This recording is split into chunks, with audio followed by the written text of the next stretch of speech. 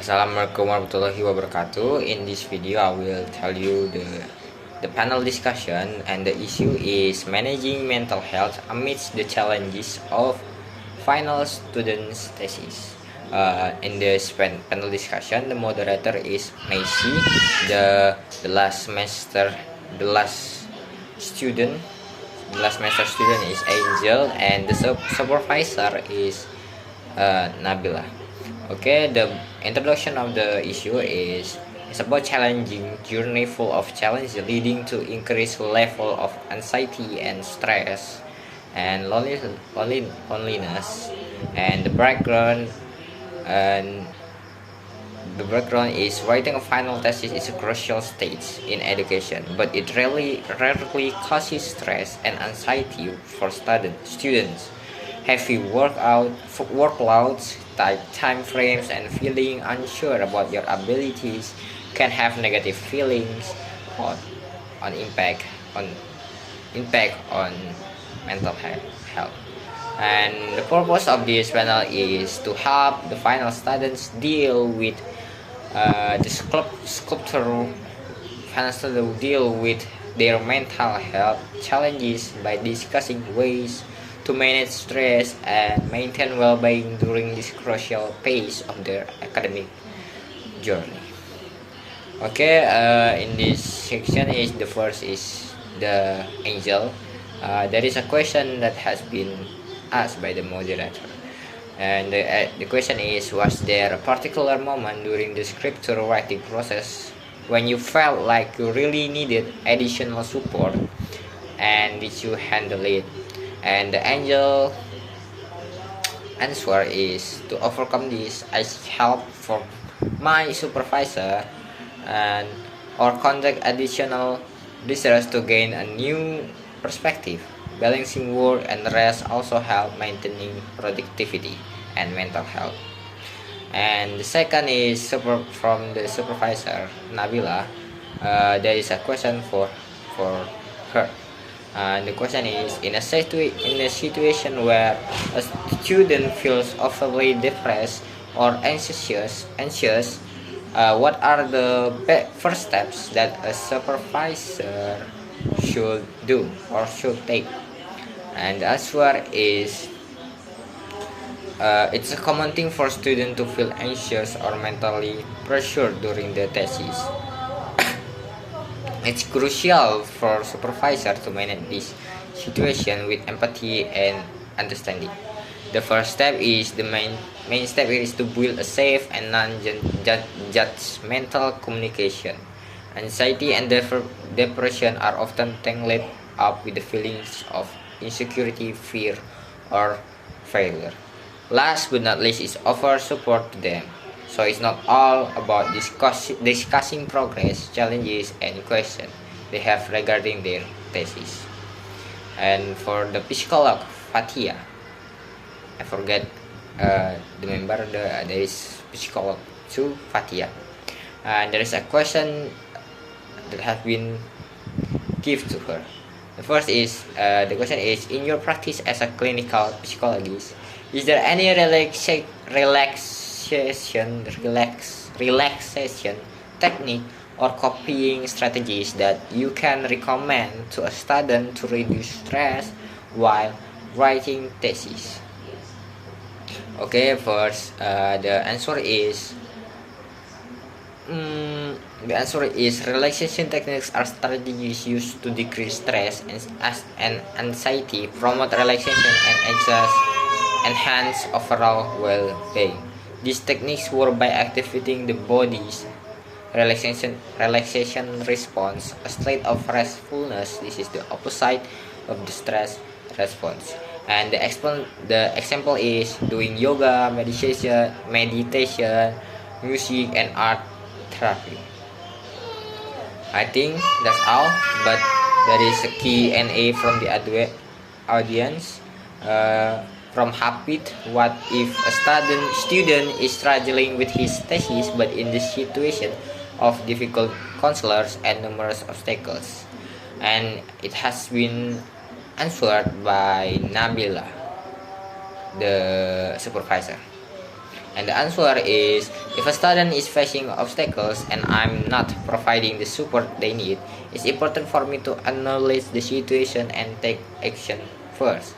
I need to communicate openly with the students to understand their challenges better. Then I can work with them to find solutions like switching or changing supervisor. In this situation, it's important for the student to communicate their struggles and seek help from other sources like other faculty members or academic support service. And I think that's it. Okay, assalamualaikum warahmatullahi wabarakatuh. In this panel discussion is about, we'll explain this panel discussion is about artificial intelligence, ugly, bad, and good. Okay, in this panel discussion there is a member. The moderator is Bina, and as the moderator, and Dea as the lecturer, Dia as headmaster, and Tentri as student. Okay, from Dea, her lecturer, her perspective is AI is bad. Okay, her side is artificial intelligence is often used in classroom to provide automated information to students via platforms. And in her opinions, the use of AI in education often has a negative impact on students.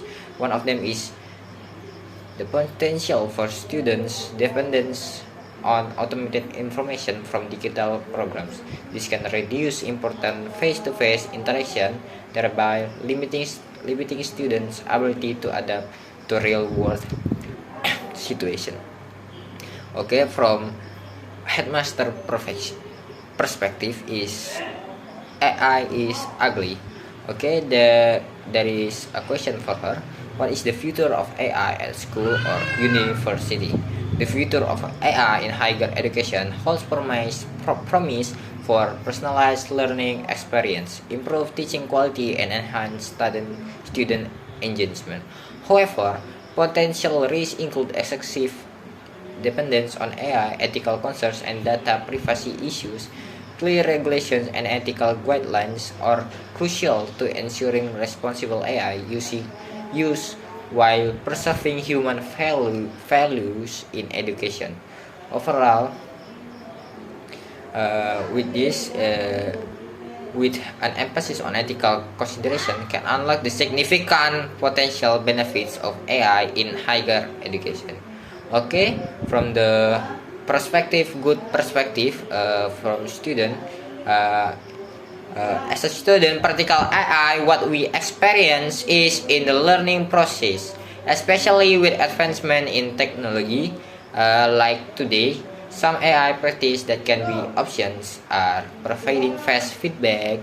Furthermore, especially for us English AI students, it greatly aids in learning new language.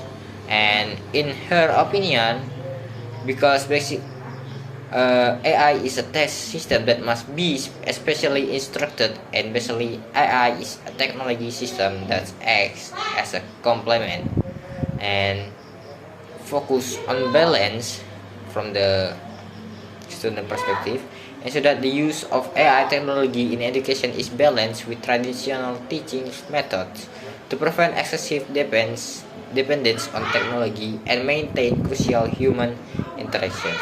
Okay, I think that's all about this panel discussion. We will go to the next discussion. Okay, we will discuss about the panel discussion. It's about relocating Indonesia's capital from Jakarta to Kalimantan. Okay, there is a member is Aina as a moderator, Vista as environmental specialist, Jesse as financial expert, and Farhan as an expert in development governance. Okay, there is a question for Vista. Can the capital relocation to Kalimantan improve the environment in Jakarta? So, the impact on Jakarta environment, there are potential outcomes including a reduction in traffic congestion and air pollution, and it also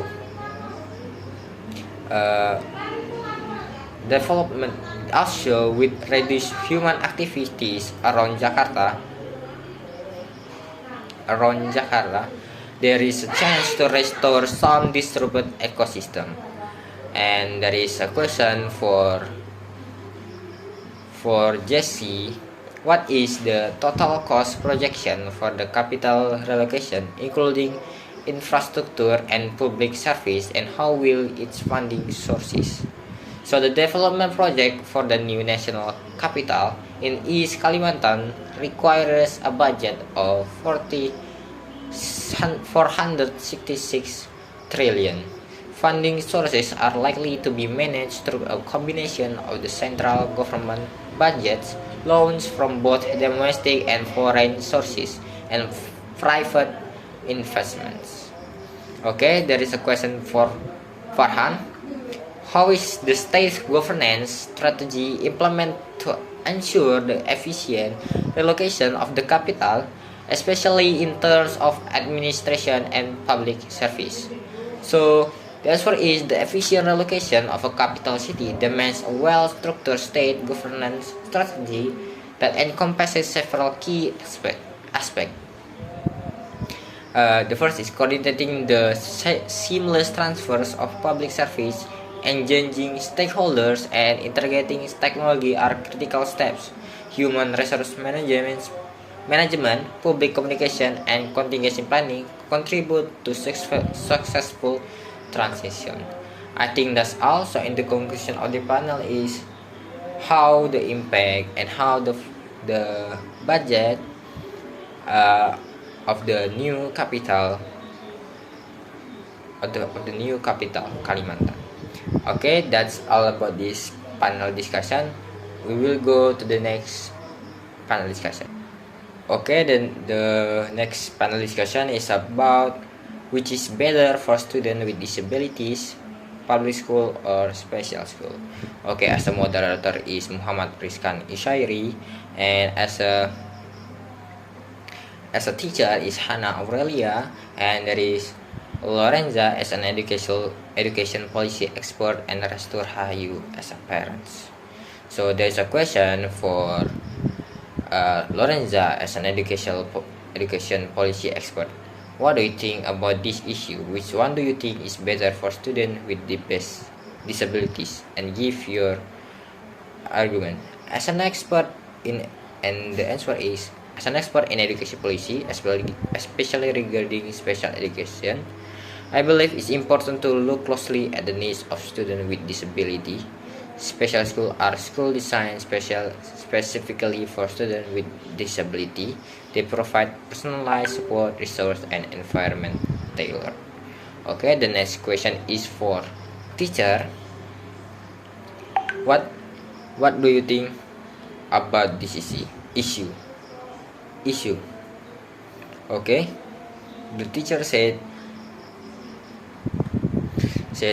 is inclusive education. Public schools and special schools must implement inclusive education, which provides service for students with disabilities and integrates them with non-disabled students. And learning platforms. School must provide accessible learning platforms for all students, including students with disabilities. Okay, the next is for Hera Restu Rahayu as a parent.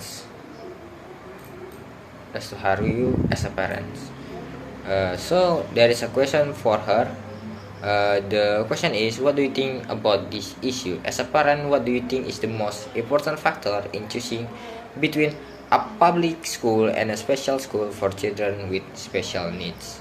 And the answer is, as a parent of a student with a disability, I prefer special school because special school are specifically designed to meet the unique needs of students with disabilities. Special schools also provide a more supportive and understanding environment with teachers and staff who are trying to address the challenge faced by students with disabilities. So I think that's all about for panel discussion. I think there is mistake and forgive me. I think that's all. Wassalamualaikum warahmatullahi wabarakatuh.